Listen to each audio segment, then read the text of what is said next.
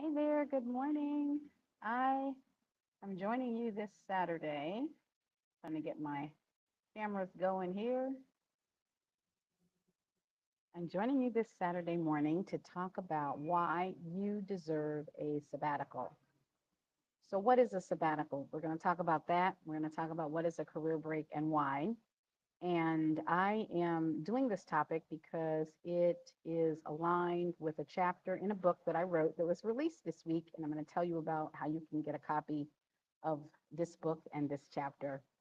So before I begin, let me introduce myself. My name is Dr. Crystal Harris, and I am the host of On Sabbatical with Dr. Crystal on YouTube. So wherever you're watching this, you can always come back to there to get the show notes and information about the link to get the book and other resources that I have, as well as I would love to have you be a subscriber. If you're already a subscriber, I want to thank you and say welcome back. I am continuing to record this month with a brand new series. I am joining you from the Holiday Inn in Puerto Vallarta, Mexico, Jalisco, still.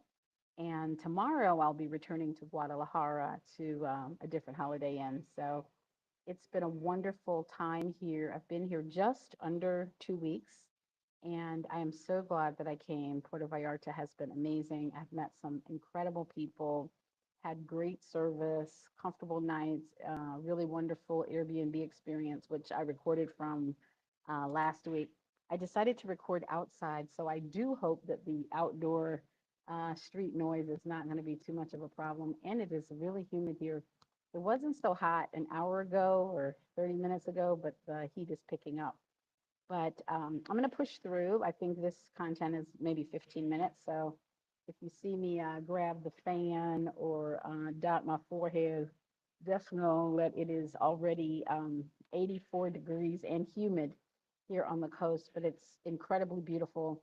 And as always, you can go to my community post and see pictures of different excursions and activities that we've done aligned with the city. I actually haven't posted many videos that are about the city that I'm in. I might do that at some point, but at the moment, that's not my priority. But again, welcome back.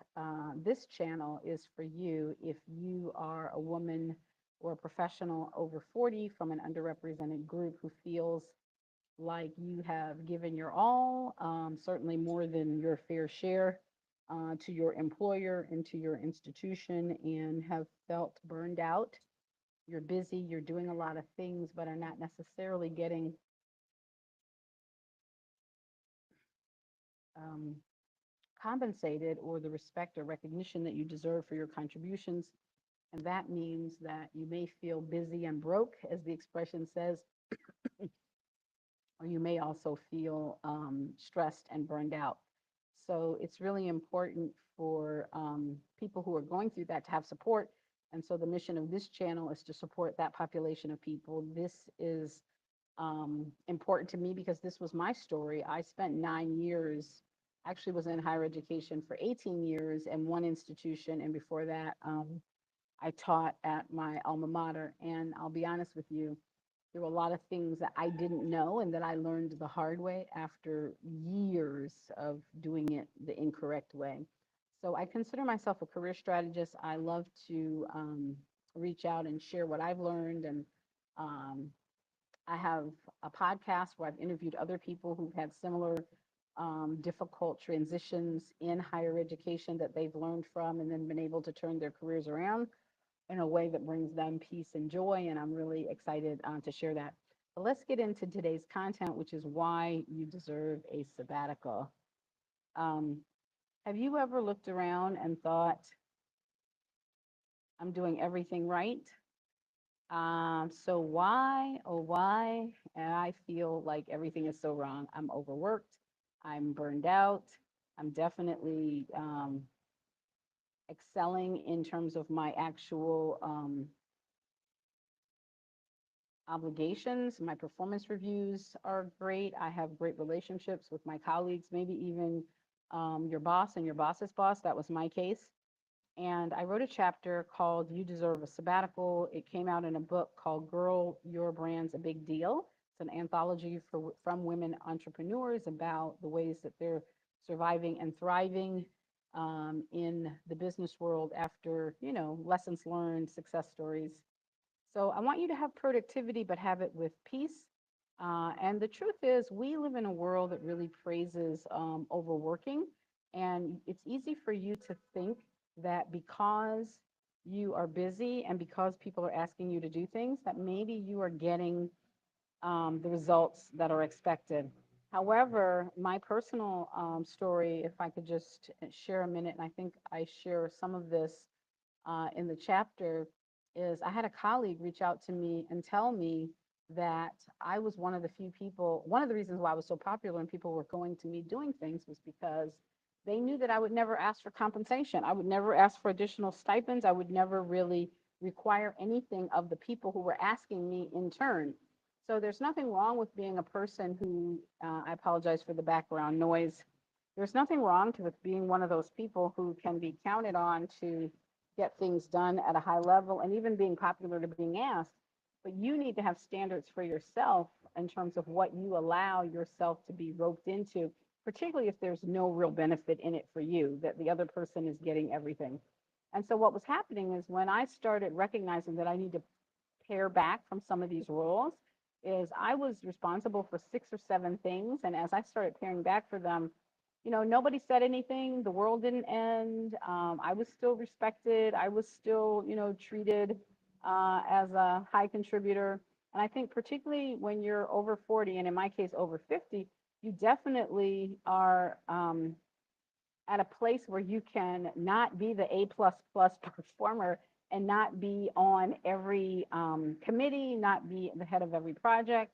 What I like to do, even in my non-professional life, like in my community service, in my church in particular, I remember saying to my pastor at the time, I really feel like somebody else could be doing this, but I would love to work with someone as a mentor or as a coach.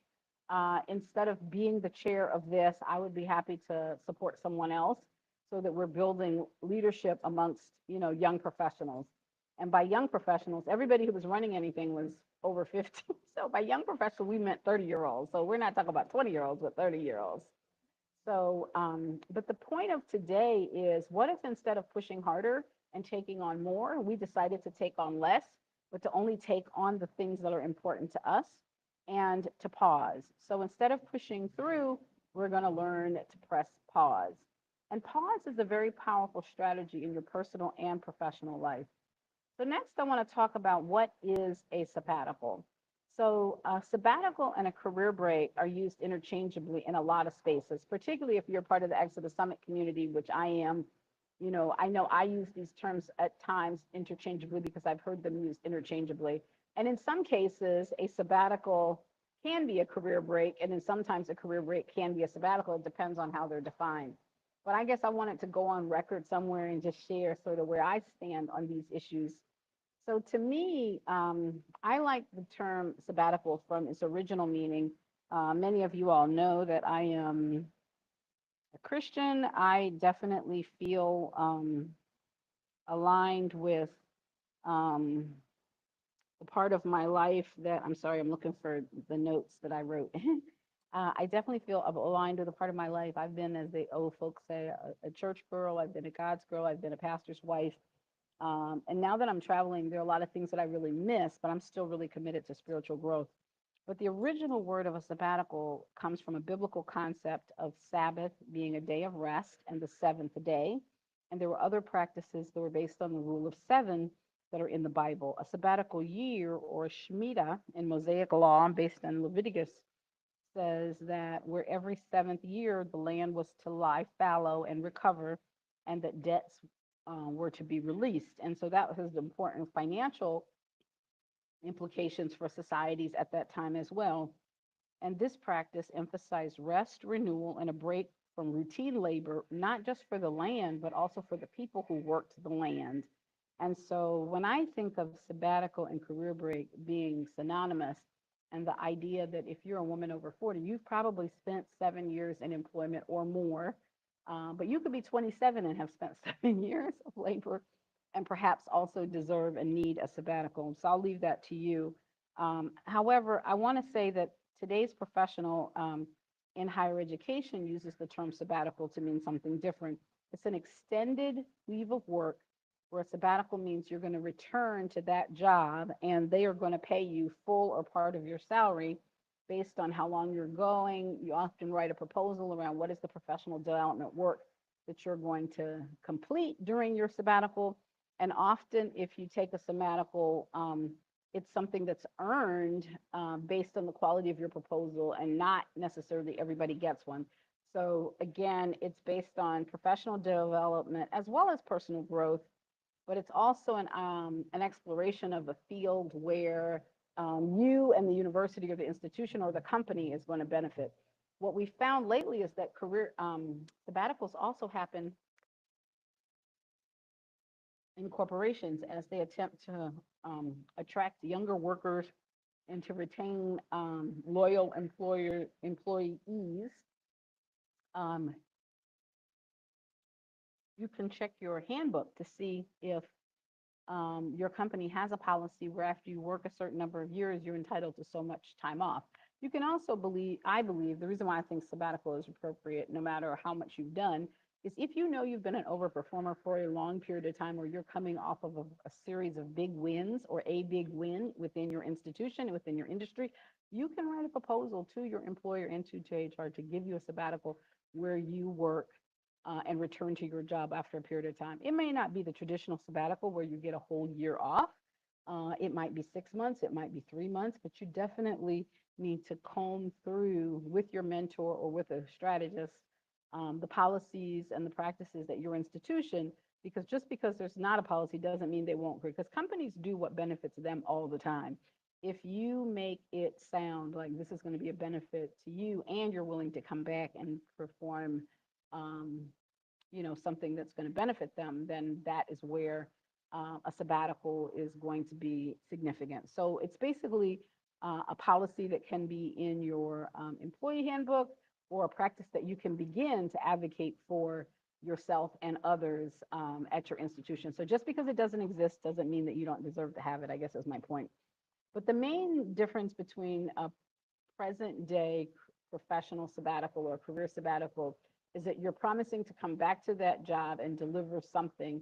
And it's okay for it to be a rested, renewed you as well. It doesn't have to necessarily be, um, like a specific project that's going to. So I'd be happy to work with you, offline or in another session. Or let me know in the comments if this is important to you, and I'm happy to then um, do another episode, maybe with some examples of that. So I just want to say that it's not just for professors or those who are academics. And even though you might say corporate privileged people, it's basically not quitting. It's strategic rest and realignment. And so for me, the sabbatical would have been me writing a proposal to do an academic project, a book chapter, and then return to work. But I decided to take early retirement and felt pretty confident that I wouldn't want to return to the same type of academic work.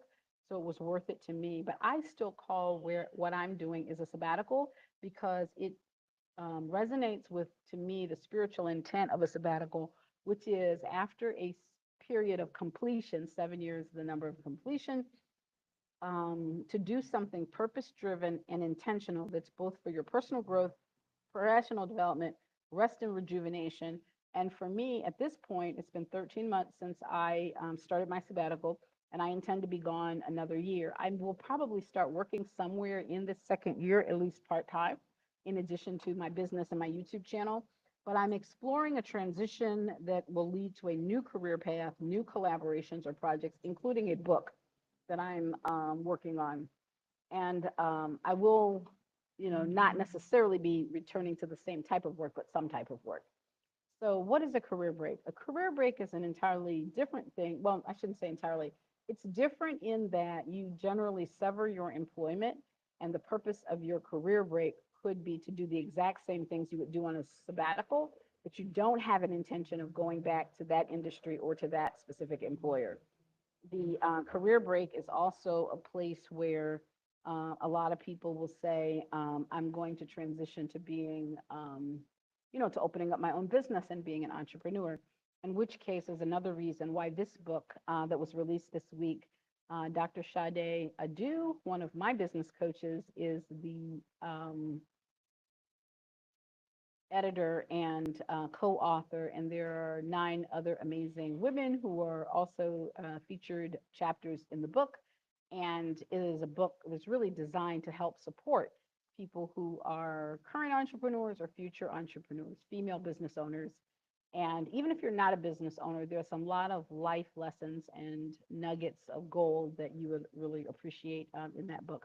Actually, now is probably a good time for me to put the Amazon link to get the book. So the book actually launched on Thursday, so it's no longer free, but it's available on Kindle as a digital download. The paper copies of the book are going to be available in about a month, and I will be posting a web page where you can order the book from me, and then I will have it be able to have it shipped to you. The physical book will be available through the authors and through the publisher, not on Amazon, at least not at this point initially. So I just wanted to share that with you here. Let me take this off. So the outcome of whether it's a career break or a sabbatical is clarity, confidence, and basically career redirection. So why do I believe women over 40 deserve this? So many of us have spent decades in service to our jobs, to our families, to societal expectations. It's not selfish for us to take a break. It's actually an example of self-leadership. And you have earned time to renew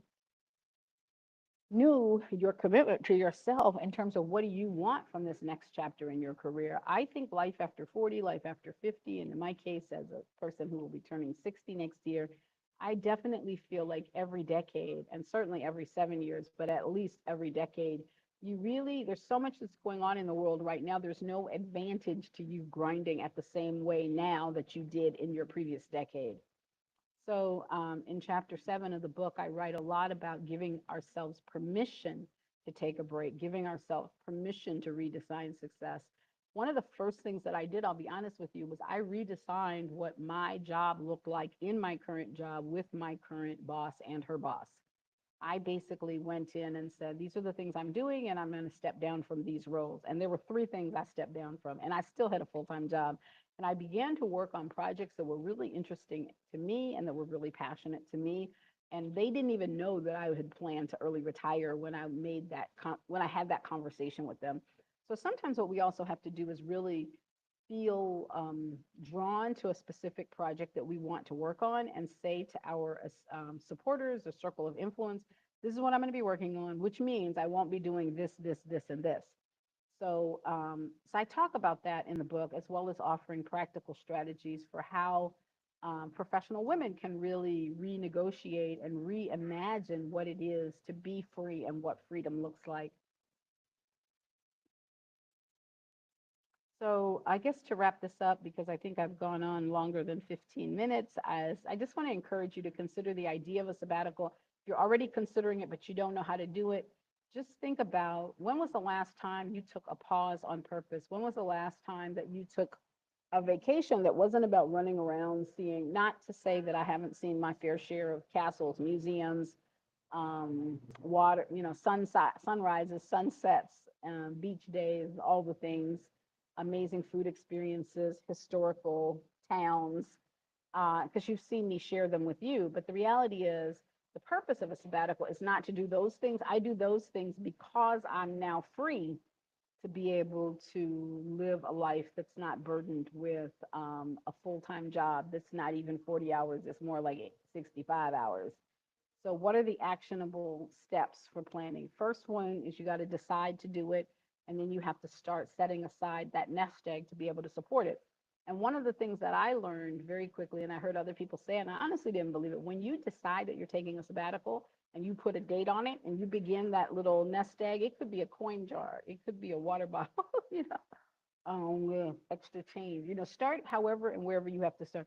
You will be surprised at how, and also because you're now only investing your time in things that benefit you, you're going to have the energy to do smaller projects that are going to be profitable and allowed to feed that jar. And I actually ended up postponing my sabbatical by 9 months, because once I actually announced that I was going to do it, there were some things that were going on that they needed, and I felt that I wanted to participate in helping so that I wasn't sort of leaving people in a lurch. So I think part of the first step is for you to make the decision to put a date on it, meaning set a goal and then set a number of what you think you're going to need. And that also is a very powerful decision, to decide that this is where I'm going to be there for this long, and figuring out what it costs, because I promise you it's going to cost less than you think it costs, but it's going to cost more every year you put it off. So if I had done my year-long sabbatical a year before the foolishness that's going on in the US, I would have probably paid a lot less for it. But long story short, you start when you start. I'm sorry, there's a fly here that's trying to bug me. Um, so that nest egg is one phase of it, but it's not the most important phase. So if you're feeling like I was, burned out, busy, broke, stuck, just ready for more, I will hope that you will download this chapter of Girl, Your Brand's a Big Deal, the anthology, volume 2. And I do have a link. I'm going to show it again here. And I am going to close by just reminding you to please like the video so that it will show up for other people to see it. Leave a comment and let me know where you're watching from. And also let me know if you are thinking about a sabbatical, or you would love to take a sabbatical, and what's holding you back. I would love to be a person who could support you. My email is in my profile here and also on LinkedIn. I think my link to LinkedIn is also here, where you could send me a message. And I look forward to seeing you in the next video. Thank you so much. Bye-bye.